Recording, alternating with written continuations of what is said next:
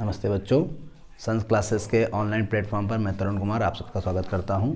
हम लोग कक्षा 10 की गणित की पुस्तक सॉल्व कर रहे हैं और उसी क्रम में आज हम लोग प्रश्नावली 2.2 के आगे के प्रश्न करेंगे। कल हमने क्वेश्चन नंबर 3 तक कर लिया था और कुछ क्वेश्चन हमने होमवर्क भी दिए थे। उम्मीद करता हूँ आपने अच्छे से कर लिए होंगे। ठीक है, क्वेश्चन नंबर 4 है। देखिए, यदि बहुपद 2x² + 3x + लैम्डा, बहुपद 2x² + 3x + लैम्डा का एक शून्यक 1/2 हो तो लैम्डा का मान ज्ञात करिए। इस लैम्डा का मान ज्ञात करना है।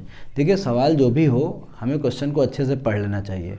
आधी समस्या हमारी क्वेश्चन पढ़ लेने से सॉल्व हो जाती है। जैसे अब हमने पढ़ा, हमको पता है एक शून्यक दिया है, इसका मतलब है हमारे मन में कुछ बातें आएंगी, अल्फ़ा और बीटा। अल्फ़ा का मान पता है, बीटा का मान नहीं पता है। ठीक है, तो चलिए ठीक है, ये हो गया। और लेम्डा जो आता है वो कहाँ पर आता है? लेम्डा हमारा C/A मतलब मल्टीपल में अल्फ़ा इंटू बीटा में आता है। तो ये सब बातें हमारे माइंड में क्वेश्चन पढ़ने समय आ जाती हैं। तो अब हम इसको कैसे करेंगे जरा समझिए। इसको पढ़ लेने से क्या होता है, क्वेश्चन आधी समस्या हमारी क्वेश्चन से सॉल्व होती है। 2x² + 3x + लैम्डा हमारा बहुपद क्या है? ये क्वेश्चन नंबर 4 हम लोग कर रहे हैं। 2x² + 3x + लैम्डा, ये हमारा बहुपद है और हमें इस बहुपद से लैम्डा का मान पता करना है। एक बात ध्यान दीजिए, आप अगर इसको ऐसे लिखें, द्विघात समीकरण के रूप में लिखें, ठीक है, तो क्या लिखेंगे? 2x² + 3x + lambda = 0। अब जो हमारा द्विघात समीकरण का जो मूल समीकरण है वो क्या है? ax² + bx + c = 0। इसी से हम इसकी तुलना करा देंगे। तुलना करने पर यहाँ से हमको a क्या मिल जाएगा बेटा? 2 हो जाएगा। a है x² का गुणांक होता है, b क्या है? 3 है, और c क्या है? लैम्डा है। अब इस लैम्डा का मान कहाँ आ सकता है? अल्फ़ा इंटू बीटा में आ सकता है। तो हमारे पास क्या है? मूलों का योग, शून्यकों का योग या मूलों का योग। अल्फ़ा प्लस बीटा क्या होता है? शून्यकों का योग होता है -b/a। अल्फ़ा की वैल्यू हमें पता है, फिर भी हम कर लेंगे। Alpha plus beta = -3/2। ये समीकरण 1 हो गया हमारे पास। ठीक है, दूसरा समीकरण है, दूसरी चीज़ है अल्फ़ा इंटू बीटा, शून्यकों का गुणनफल। शून्यकों का गुणनफल कितना है? तो alpha into beta, alpha into beta है आपका C/A। C/A, तो अल्फ़ा इंटू बीटा हम लिख लेंगे, क्या होगा हमारा? C मतलब लैम्डा, और A की वैल्यू हमारे पास 2 है। C/A मतलब λ/2। ठीक है, अब देखिए, हमको अगर हम इन दो समीकरणों को सॉल्व करेंगे तो हमको अल्फ़ा और बीटा की वैल्यू मिल सकती है। ठीक है, अगर हम अल्फ़ा, चूँकि हमको पता है शून्यक 1/2 है, एक शून्यक पता है, अर्थात अल्फ़ा और बीटा में से एक की वैल्यू हमको पता है। अगर हम यहाँ रख देते हैं तो हमारे पास, हमको एक समीकरण में एक अननोन होगा तभी पता चल पाएगा। अगर मैं यहाँ एक मान रख देता हूँ तो बीटा का मान पता चल जाएगा। क्लियर? और अगर मैं यहाँ पर बीटा का मान, जब इस समीकरण से मैं बीटा का मान निकाल लूँगा तो मैं अल्फ़ा इंटू बीटा में अल्फ़ा और बीटा दोनों की वैल्यू पुट कर दूंगा तो मुझे लैम्डा का मान पता चल जाएगा।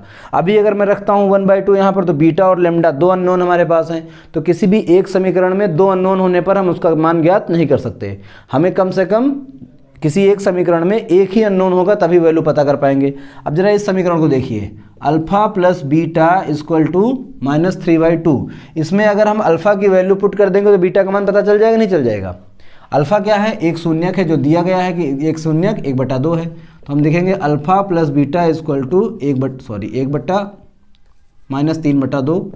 ये है हमारा -3/2। अल्फ़ा का मान है 1/2 प्लस बीटा = -3/2। ठीक है, अब बीटा की वैल्यू निकाल दो। बीटा हो जाएगा -3/2, ये उधर जाएगा, साइड चेंज करेगा तो -1/2 हो जाएगा। सेम, जब सेम डिनोमिनेटर होते हैं तो आपका 2 हो जाएगा। ये -3 -1, ये आ गया -4/2 मतलब -2। बीटा की वैल्यू कितनी आ गई? बीटा मिल गया -2। अब देखिए, हमको अल्फ़ा पहले से पता था, बीटा हमने अल्फ़ा प्लस बीटा में अल्फ़ा की वैल्यू पुट करके निकाल दी। अब यहाँ अगर हम अल्फ़ा इंटू बीटा में वैल्यू पुट कर दें, अल्फ़ा इंटू बीटा = λ/2। अल्फ़ा की वैल्यू है 1/2, बीटा की वैल्यू है -2 = λ/2। ये हो जाएगा, 2 से 2 कट जाएगा, -1/λ/2। तो लैम्डा हो जाएगा 2 × 1 -2। लैम्डा का मान क्या हो जाएगा? -2। पता चल गया कि तो लैम्डा का मान क्या होगा? तो हमारा आंसर क्या है? यही हमारा आंसर है। लैम्डा का मान क्या है? -2 है। ठीक है, पहले हम अल्फ़ा प्लस बीटा में अल्फ़ा का वैल्यू रखेंगे, बीटा का मान पता कर लेंगे, और फिर अल्फ़ा इंटू बीटा में दोनों का मान रखे हम लैम्डा का मान पता कर लेंगे। सिंपल सा क्वेश्चन है, मैं हट जाता हूँ, आप स्क्रीनशॉट ले लीजिए। उसके बाद हम क्वेश्चन नंबर 5 करते हैं। हो गया होगा। क्वेश्चन नंबर 5 देखिए, लिखा हुआ है बहुपद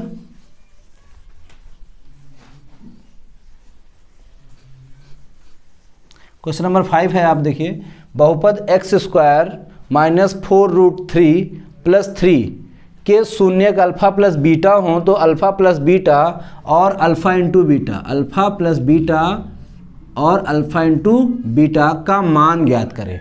अब देखिए यहाँ अल्फ़ा प्लस बीटा होता है हमारे शून्यकों का योग, अल्फ़ा इंटू बीटा होता है शून्यकों का गुणनफल। हम यहाँ इसकी तुलना ABC से करेंगे, ABC की वैल्यू पता चल जाएगी, फिर इस तरह से हम आसानी से कर लेंगे। आइए हम करके दिखाते हैं आपको। क्वेश्चन नंबर 5 है x² -4√3 + 3। इसको अगर हम द्विघात समीकरण लिखें x² -4√3 + 3 = 0, ax² + bx + c = 0 से तुलना करने पर इसकी तुलना कर लेंगे। अब x², तो x² का गुणांक क्या है? a की वैल्यू क्या आ गई? 1। यहाँ b का गुणांक, x का गुणांक b, मतलब x का गुणांक, सॉरी यहाँ पर x है कि x शायद मैं लिखना भूल गया हूँ, x² 4√3x होना चाहिए था। एक मिनट में देख लेता हूँ। हाँ, तो इसमें जो है 4 गलती हो गई हमसे, 4√3x है यहाँ पर, आप x नोट कर लीजिए, 4√3x। अब x का गुणांक क्या है? माइनस b = क्या होगा? b की वैल्यू आएगी -4√3 और c का मान है 3। ठीक है, c का मान कितना है? 3।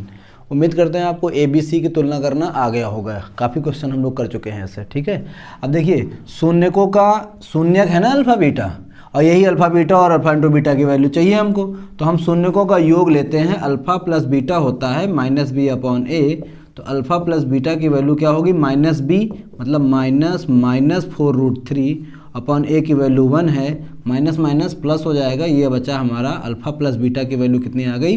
4√3। ये हमको पता चल गया, अल्फ़ा प्लस बीटा की वैल्यू +4√3 है।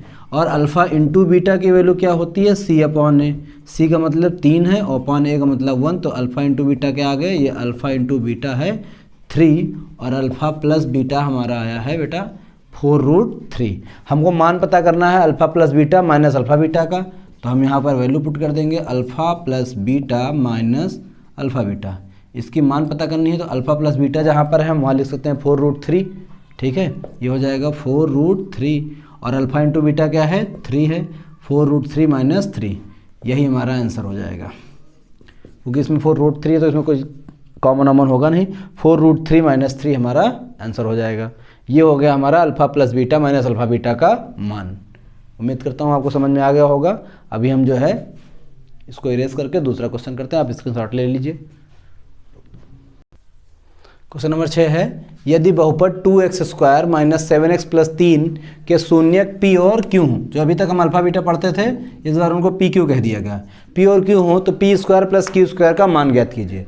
थोड़ा सा ट्रिकी क्वेश्चन है, ज़्यादा कुछ नहीं, बस हल्का हल्का आपको घुमाया जा रहा है। ठीक है ना, देखिए क्वेश्चन है 2x² -7x + 3, अगर इसकी हम तुलना करें ax² + bx + c से तुलना करें, सॉरी इसको आप ऐसे लिखें, बहुपद के समीकरण के रूप में लिखें 2x² -7x + 3 = 0।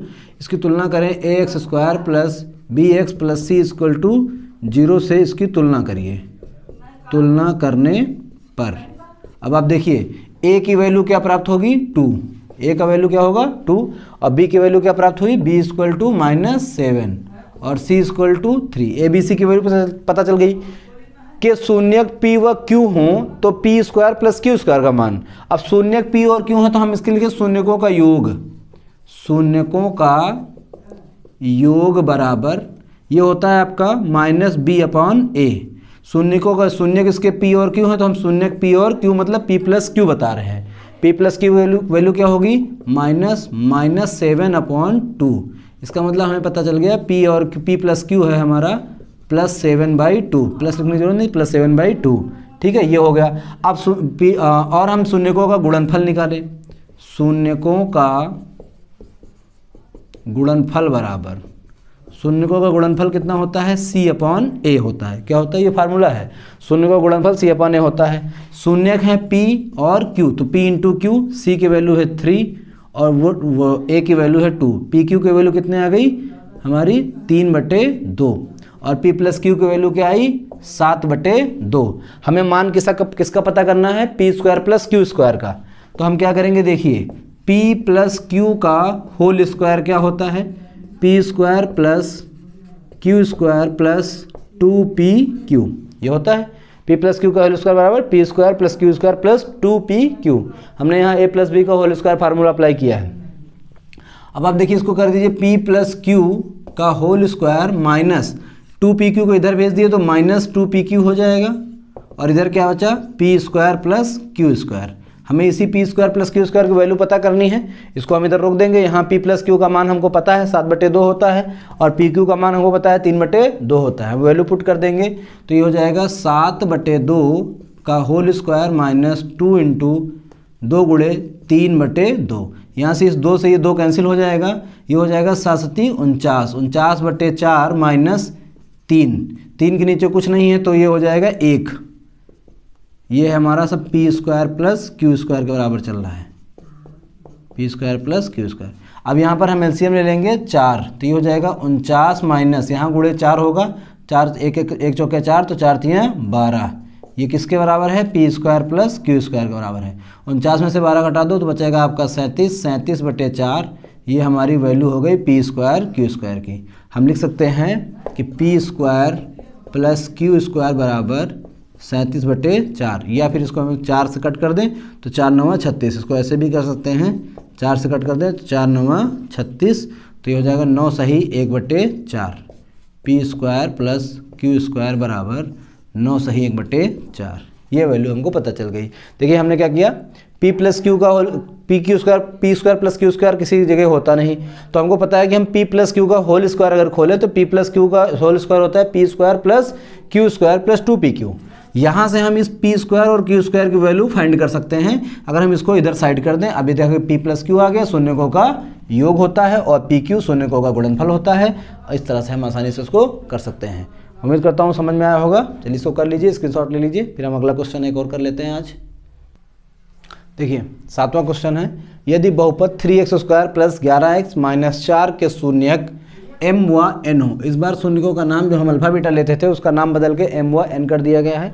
शून्यक m तथा n हो तो m/n प्लस n/m का मान ज्ञात करें। तो हमें m का मान ज्ञात करना। देखिए यहाँ से एक हम रफ काम करते हैं। हमको ये पता है कि m/n प्लस n/m। अब चूंकि हमको पता है कि m/n तो कहीं आएगा नहीं, शून्यक में बटे में कुछ आएगा नहीं, है ना। हमने ये करें कि m और n का एलसीएम अगर लें तो m इंटू n करेंगे तो ये हो जाएगा m² प्लस n²।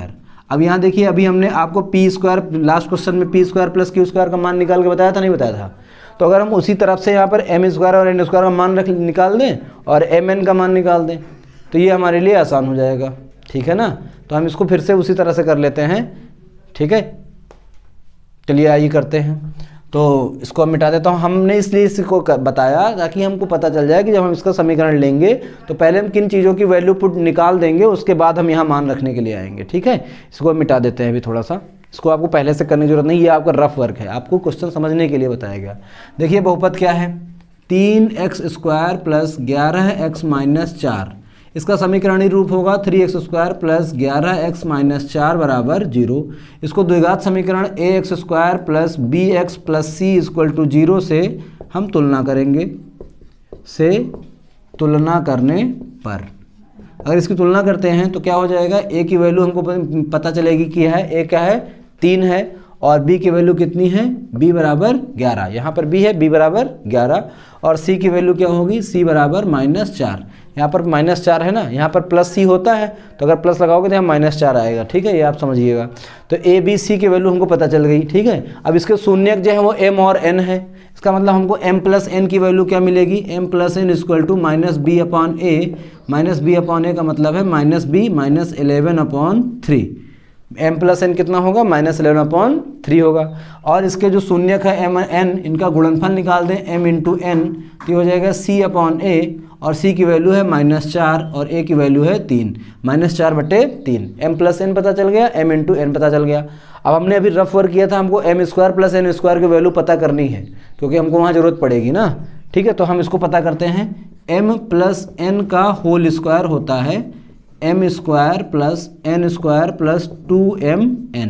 तो m, इसको हम लिख सकते हैं m प्लस n का होल स्क्वायर माइनस 2mn बराबर m² प्लस n², ठीक है। यहाँ से हम m² और n² का मान पता कर लेंगे। m प्लस n की वैल्यू है -11/3, इसका स्क्वायर कर दीजिए, और 2mn की वैल्यू है -4/3। इसको हम सॉल्व कर लें, बराबर यह हो जाएगा m² प्लस n²। चलिए आगे करते हैं। हम इसको ऐसे लिख लेते हैं m² प्लस n² बराबर, यहाँ से देखिए 11 का स्क्वायर करेंगे तो 11 इंटू 11 होगा 121, माइनस माइनस हो जाएगा प्लस, और नीचे 3 का करेंगे तो 121/9 आ जाएगा, 121/9 आएगा। माइनस, यहाँ माइनस है, यहाँ माइनस है, माइनस इंटू माइनस होगा तो हो जाएगा प्लस। क्या हो जाएगा, प्लस, और 4 दूनी 8, 8/3। 9 और 3 के एलसीएम हम 9 ले लेंगे तो 121, तो 121 ही रहेगा। जब यहाँ हम 9 से मल्टीप्लाई करेंगे, 3 1 जा 3, 3 3 जा 9 कटेगा। इस तरह से इस 3 को, इसको क्या हम 8 को 3 से मल्टीप्लाई कर देंगे तो 3 8 ही 24 आ जाएगा। इसको जोड़ देंगे तो ये हो जाएगा 4 1 5 2 2 4, 145/9 आ गया हमारा m² प्लस n² का मान। चूँकि हमने अभी पता किया था कि हमको इसकी आवश्यकता पड़ सकती है, मैंने आपको शुरुआत में रफ वर्क करके दिखाया था, तो हमने ये निकाल दिया, ठीक है। अब इसके बाद हमको मान किसका पता करना है, मान पता करना है m/n और प्लस n/m का मान, इसका मान पता करना है। इसमें हम एलसीएम ले लें m और n, m इंटू एन इसका एलसीएम होगा तो m का हो जाएगा, यहाँ पर m इंटू एन करेंगे, n से n कटेगा और बचेगा m इंटू एम, m², ठीक है। ये भिन्नों का जोड़ना ओड़ना आपको बताया गया है। और यहाँ पर m इंटू एन होगा तो m से m कटेगा, n² हो जाएगा, साइन है प्लस तो प्लस हो जाएगा, ठीक है। ये रफ वर्क है, मैं इसको मिटा देता हूँ, मैं आपको समझाने के लिए हमने किया था। ये हो गया, ये हो जाएगा आपका m² प्लस n²। क्या हो जाएगा, m² प्लस n²। ये इसीलिए मैंने आपको पहले ही m² प्लस n² का मान निकालने की सलाह दी थी। अब यहाँ चुपचाप आप वैल्यू पुट कर दीजिए, क्या आया है 145/9, और mn का मान कितना है, m इंटू एन का मान देखिए यहाँ पर है -4/3, -4/3। इसको अगर हम सॉल्व करेंगे तो ये हो जाएगा 145/9, और यहाँ पर -4, ये बटे में -4 है ना, -4, और ये जो 3 बचा ये ऊपर चला जाएगा, ठीक है। बटे का बटे बदल जाता है, 3 एक कम 3 और 3 तरक्की 9, ठीक है। ये आपका बचा 145 ऊपर है, और प्लस माइनस -4 3 12, 145/12, ठीक है। अब m प्लस n का मान आ गया -145/12। इसको 145 को हम भाग कर लेंगे 12 से, तो 12 का वैसे 12 बार ही 144 होता है, फिर भी हम नियम से करेंगे, 12 एक कम 12, बचेगा 2 और 5, 12 दूना 24, बचेगा h। तो क्या बचा, 12 सही 1/12, वो भी निगेटिव। ये हमारा आंसर हो गया। m plus n, m/n plus n/m का मान क्या आया, या तो आपके बुक में -145/12 हो सकता है, पूरी संभावना है -12 सही 1/12 आपका आंसर आएगा, ठीक है। समझ में आ गया, उम्मीद करता हूँ ये सवाल समझ में आ गया होगा। आप इसका स्क्रीनशॉट ले लीजिए। इसका एक और तरीका है, आप पहले इसको कर लीजिए, फिर हम आपको दूसरा समझाते हैं। चलिए, इसका दूसरा तरीका ये हो, आपने कर लिया। इसका एक दूसरा तरीका है, मैं आपको वो भी समझा देता हूँ। अगर आपको ये लग रहा हो थोड़ा लंबा हो गया है, इस हिसाब में मैं आपको दूसरा तरीका बता देता हूँ, ठीक है। वैसे कोई आवश्यकता नहीं है, फिर भी हम बता देते हैं। मान लीजिए आपको कहीं ज़रूरत पड़ी जाए तो क्या दिक्कत है। देखिए, यहाँ से हम बस यहाँ से इरेज करेंगे, जहाँ से हमने m प्लस m² n² की वैल्यू पुट करी थी, निकाली थी, हमें उसकी ज़रूरत यहाँ नहीं पड़ेगी। देखिए कैसे, m प्लस n हमको पता है कि m प्लस n क्या है, -11/3 है, और m इंटू एन क्या है, -4/3 है। यहाँ से हम m into N equal to -4/3 में m या n की वैल्यू किसी दूसरे के पद में रख लेंगे, ठीक है। जैसे यहाँ पर हमें दो चीज़ें अननोन हैं, तो दो अननोन का हम पता लगा नहीं सकते, तो हम एक में कन्वर्ट कर लेंगे। हम मान लीजिए हम ये कर लेते हैं कि n equal to -4/3n, m equal to, ये मल्टीपल में n है, इसको नीचे भेज दिया। अब यहाँ देखिए हमारे पास इक्वेशन है कि m + n इक्वल टू -11/3, ये वाला इक्वेशन हमको पता है। अब यहाँ पर हम m का मान तो m रहने देंगे, बट n का वैल्यू, सॉरी ये m है, m इक्वल टू m की वैल्यू जो है दूसरी वाली -4/3 है, तो n के उसमें रख देंगे, ये हो जाएगा -4/3n plus n equal to -11/3। अब इस समीकरण में देखिए m की जो वैल्यू है, इस समीकरण से हमने m की वैल्यू n के टर्म में रख दी है। यहाँ पर इस समीकरण में हमारे पास केवल एक वेरिएबल है n। अब हम n की वैल्यू निकाल सकते हैं। यहाँ पर क्या है, बटे में 1 है, तो इसका एलसीएम हो जाएगा 3n। 3n है तो ये तो -4 ही रहेगा, पर यहाँ पर 3n से मल्टीप्लाई होगा तो ये हो जाएगा +3n² हो जाएगा, और इक्वल टू -11/3। अब हम इसके यहाँ से 3 से ये 3 कट भी सकता है, ठीक है, ये 3 से 3 कट जाएगा, ठीक है। अरे चलिए मैं यहाँ नहीं काटता हूँ, आपको कोई परेशानी ना हो, यहाँ पर लिख लीजिए 3n/3, ठीक है। अब हम इसका क्रॉस मल्टीप्लाई करा देंगे। क्रॉस मल्टीप्लाई कराएंगे तो जो ये -4 प्लस 3n² है, इसका मल्टीप्लाई होगा 3 से, और जो -11 है इसका मल्टीप्लाई होगा 3n से। इसी से हम कह रहे थे अभी 3 मल्टीपल में इधर भी है, 3 मल्टीपल में इधर भी है, अगर ये डिवाइड करेगा तो कट जाएगा, नहीं कट जाएगा। यही हम चाहे यहाँ काट देते हैं, चाहे लीजिए यहाँ काट देते हैं, बात वही है, ठीक है ना। तो हमारे पास क्या निकल के आया, -4 प्लस 3n², इसका मल्टीप्लाई करेंगे तो -11n हो जाएगा। इसको हम द्विघात समीकरण के रूप में लिखें तो हम इसको ऐसे लिख सकते हैं 3n² माइनस का 11 इधर आएगा तो प्लस का 11n हो जाएगा, और ये माइनस का 4 इक्वल टू क्या, कुछ नहीं बचा 0। अब ये हमको एक द्विघात समीकरणीय रूप मिल गया है, क्या, 3n² plus 11n -4 equal to 0। अब देखिए ये हो गया 3n² -11n -4 बराबर 0। अब यहाँ पर क्या करेंगे, हम इसके फैक्टर विधि से इसके n की वैल्यू निकाल देंगे। n के कोई दो मान प्राप्त होंगे हमको, ठीक है ना। क्या, जैसे हम इसको लिखेंगे 3n², 4 × 3 12 होता है, घटा करके 11 लाना है, तो हम इसको लिख सकते हैं 12 × 1 = 12, 12n -n -4 इक्वल टू 0, ठीक है। इसको हम ऐसे करें हैं 3 × 4 = 12। अब 12 के ऐसे फैक्टर करो कि माइनस करके 11 आ जाए, तो हम कहेंगे 12 × 1 कर लीजिए, 12 भी हो जाएगा, और 12 में से 1 घटा दीजिए, 11 भी आ जाएगा। चूँकि हमको प्लस का 11 चाहिए तो प्लस का 12 रहेगा, और ये रहेगा। इस तरीके से हमने इसको कर लिया। इन दोनों में 3n आपका कॉमन हो जाएगा, 3n कॉमन हो गया तो यहाँ बचेगा n प्लस 3 चौके 12, 4, और n ऑलरेडी कॉमन है तो n + 4 रहेगा।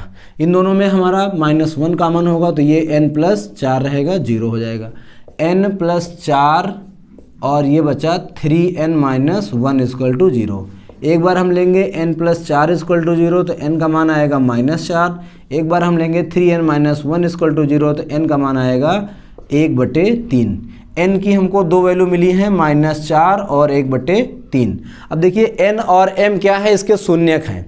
अब एक बात समझ लीजिए, अगर हम n का वैल्यू 4 रखेंगे तो हमको m का एक दूसरा मान पता चल जाएगा, और अगर हम n की वैल्यू 1/3 रखेंगे तो हमको m का दूसरा मान पता चल जाएगा, ठीक है ना। इस तरह से हम n इसके दो शून्य जो समीकरण के दो हल आए हैं, -4 और 1/3 आए हैं। ये 4 और 1/3 ही होंगे, एक को हम m मान लेते हैं, एक को n मान लेते हैं। फिर भी हम आपको एक करके दिखाते हैं। मान लीजिए n का मान में कहीं n का मान m बराबर क्या था, ये लीजिए m इक्वल टू -4/3n, यही तो था। तो -4/3 × 4 रख लीजिए।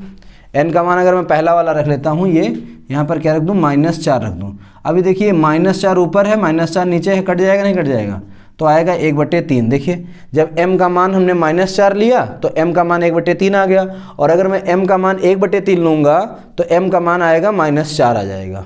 यहाँ पर रखेंगे और -4 आ जाएगा, ठीक है। अब आएगा वही, तो हम मान लेते हैं कि हमारा m जो है वो क्या है, 1/3 है, और n क्या है, -4 है। ये हमारे m और n की वैल्यू पता चल गई। एक ये तरीका भी था हमारे पास, m n की वैल्यू पता चल गई। अब हम यहाँ पर m और n की वैल्यू पुट कर दें। आइए हम पता कर लेते हैं, मान कर m बटे n प्लस n बटे m के मान रख लीजिए।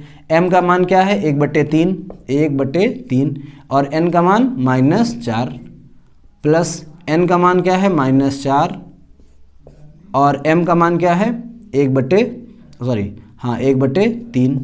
ठीक है, थोड़ा सॉल्व करेंगे तो ये हो जाएगा 1/3 गुणे -4।